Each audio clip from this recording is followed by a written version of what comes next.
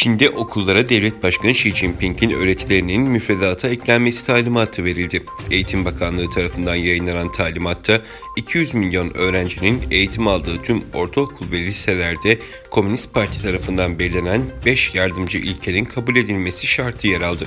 Buna göre Mayıs'tan itibaren milyonlarca öğrenci Devlet Başkanı Xi'nin öğretilerini ezberlemek zorunda olacak.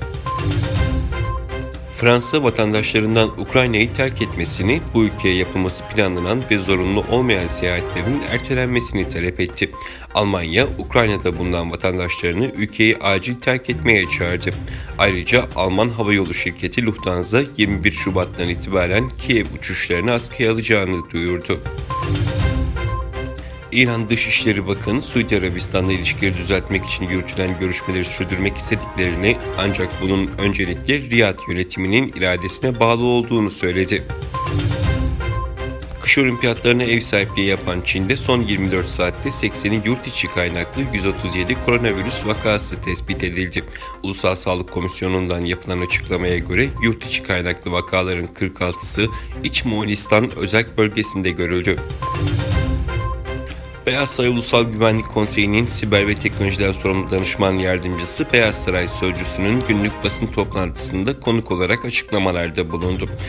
Danışman yardımcısı, Ukrayna'da hafta başında Savunma Bakanlığı'nın internet sitesi ve bazı bankalara yönelik düzenlenen siber saldırıların sorumlusunun Rusya olduğunu ileri sürdü.